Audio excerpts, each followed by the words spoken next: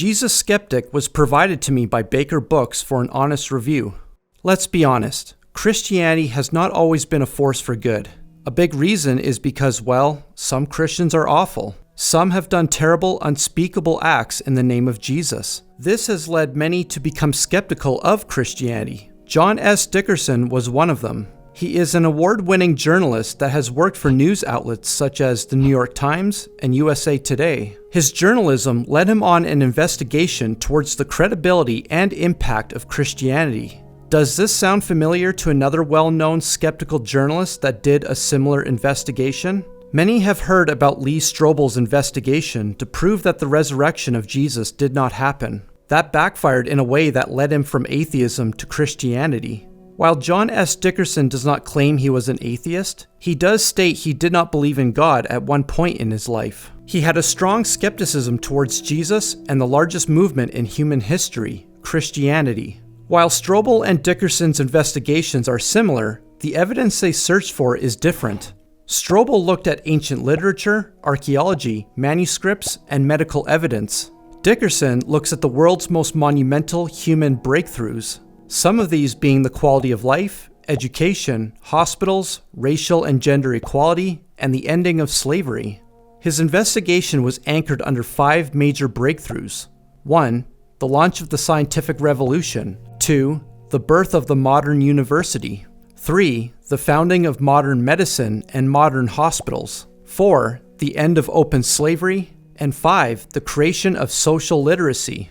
Dickerson makes a case for these breakthroughs using primary evidence. This is evidence void of any tampering or bias. Dickerson preludes his message with a clever analogy of how sea otters are a keystone species to ocean life. Biologists have learned that the entire ocean ecosystem is dependent on the existence of sea otters. When sea otters are present, ocean life thrives. But if sea otters were completely removed, ocean life deteriorates and the entire ecosystem falls apart. He parallels this sea otter effect to Christians being a keystone movement for the entire human race and society. So much of what society has today is because of Christianity, motivated by Jesus' life and teachings. One example of a sea otter effect Christianity produces would be women's rights. The top 10 best nations for women's rights have a high percentage of Christians living in those nations, as opposed to the top 10 worst nations. The top 10 with a Christian culture greater than 50 years have a high population of Christians living in those nations.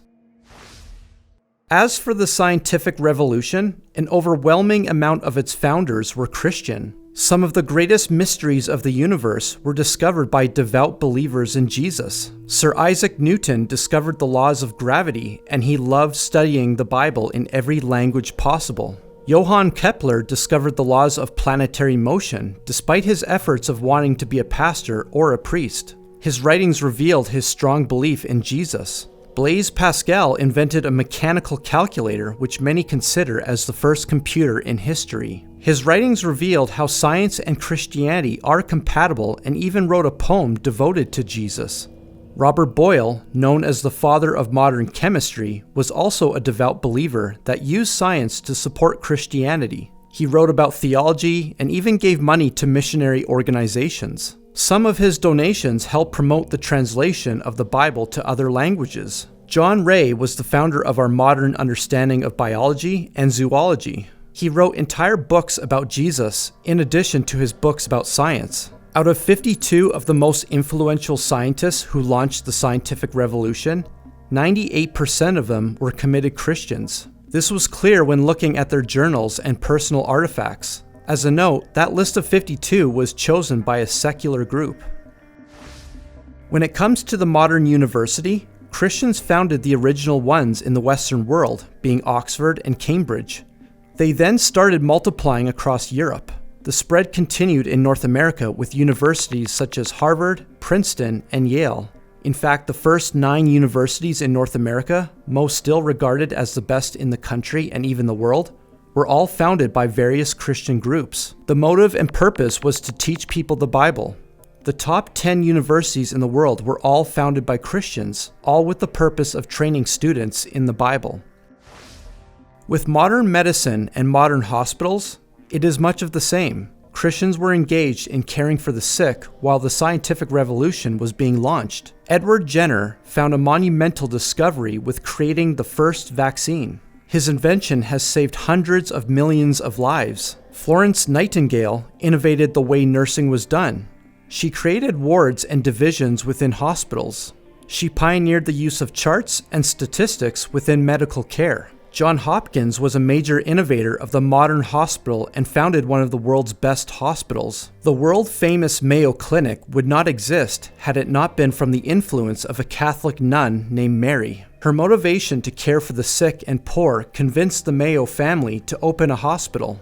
The top 10 hospitals in the United States shows that almost all its founders were Christian. They declared their faith was the motivation to establish these hospitals. If we look at hospitals ranked 11 to 20, 6 of them have the same pattern. Dickerson suggests that if someone were to examine the top 100 or even 500 hospitals in the world, the majority would likely have been started by the Christian faith. Dickerson also concludes Christianity was a major force towards the end of open slavery. Harriet Tubman not only escaped slavery, but often risked her life trying to help other slaves escape. Despite all the years of great difficulty, she remained a follower of Jesus. Frederick Douglass also escaped from the abuse and inhumane treatment of being a slave. As a slave, he converted to Christianity at the age of 13. He used the teachings of Jesus and the Bible to start a nationwide movement against slavery. Some of those teachings was breaking the bonds of the oppressed and setting the captives free. William Wilberforce, who became a Christian, was also influenced by the teachings of Jesus. He gave the rest of his life to end slavery in Britain, which expanded beyond the British Empire, including India. Elijah Parrish Lovejoy was one of the founders of the American Anti-Slave Society. As a pastor and a newspaper editor, he often declared slavery a sin and anti-Christian, which cost him his life. William Lloyd Garrison wrote the first declaration for the American Anti-Slavery Society. He also published an anti-slavery newspaper called The Liberator. John Rankin was a Presbyterian minister that spoke out against anyone in his congregation that were slave owners. He used his home to help many escape slavery, despite it being burned down multiple times by pro-slavery mobs. Among the most influential people for racial equality was Martin Luther King Jr. His speeches, sermons, and writings show a clear message that he was motivated by the teachings of Jesus Christ and the Bible. Dickerson concludes that if you remove these sincere Christian followers from world history, you get a very different world than the one we were born into. Not just a few of the influential abolitionists were Christians. No, every single influential abolitionist I studied was Christian. When it comes to social literacy, Dickerson demonstrates how there was an explosion of people being taught to read in the 1600s. This happened in the United Kingdom, Germany, Sweden, the Netherlands, and the United States. These were all nations dominated by Christianity and the emphasis of teaching people to read the Bible for themselves. The fact that I am able to read this book and write a review on it today is because of Christianity. As recently as 100 years ago, the global average of people who could read was only 21%, so 1 out of 5 people in the world knew how to read. A few notable quotes from Jesus Skeptic are, "To me, these findings, taken as a whole, are notable in measuring whether Christianity is a force for good or not.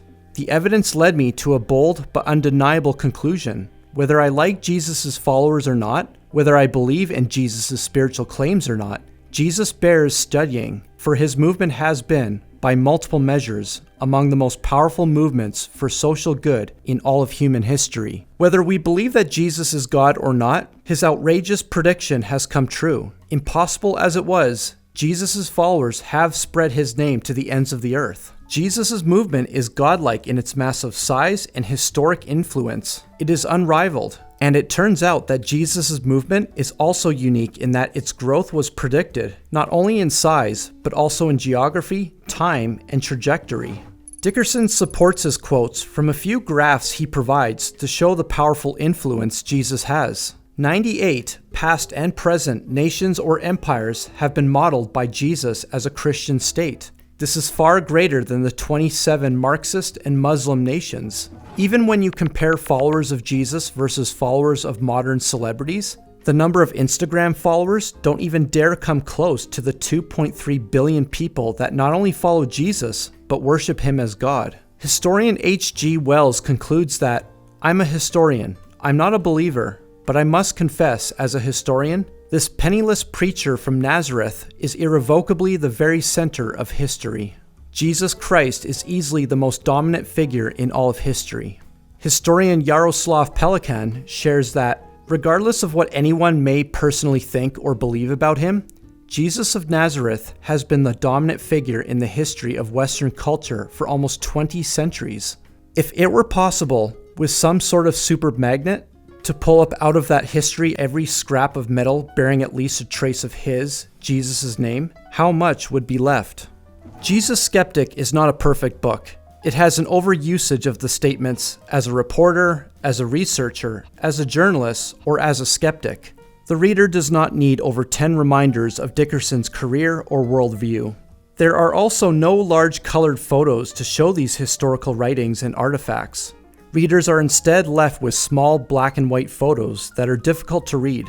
These small problems can be overlooked by the immense amount of research Dickerson provides to make a strong case for Jesus. His investigative research crafts a concise book filled with unbiased historical information. Jesus Skeptic will at the very least enlighten readers about the incredible amount of good Christianity has done for the world, or at the very most, inspire skeptics to investigate Jesus further the way Dickerson did.